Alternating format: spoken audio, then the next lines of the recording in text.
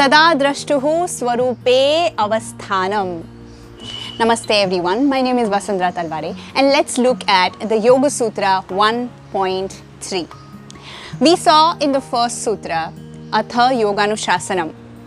The attention is brought forth to this discipline of yoga. Then the second sutra goes on to say what is yoga, right? First says, come look at me, this is the discipline of yoga. Second says, what is yoga? So, yoga chitta vritti nirodha. Yoga is the cessation of the fluctuations of the chitta. And we saw what is chitta. Chitta is not merely the mind. It is your mind, intellect and your ego. That is manas, buddhi and your ahankara. The third sutra is talking about the effect of cessation of the fluctuations in your chitta. What is the impact? The impact is tada drashtuhu swarupe avasthanam, which means now. Tada means now. When your fluctuations are taken care of, they are annihilated. Drashtuhu means the seer, the observer, the soul. Tada drashtuhu, the soul.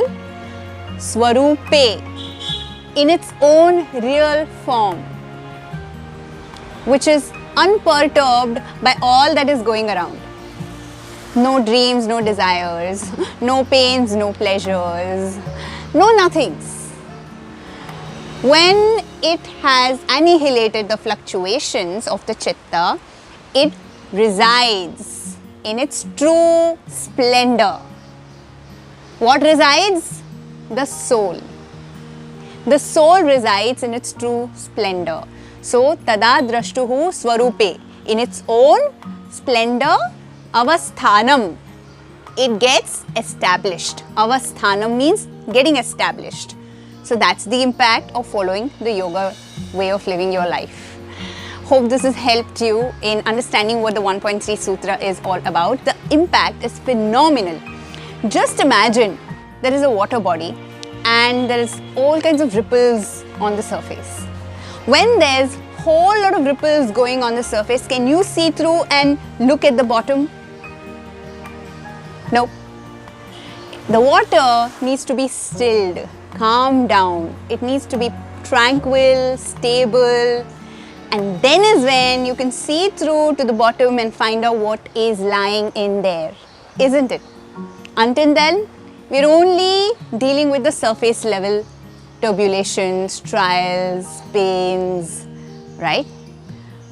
So yoga enables us to still the water so that we can look at and address what is inside of us, the deeper issues, the deeper sanskaras that we are born with and we also develop over a period of time with our current way of living our lives.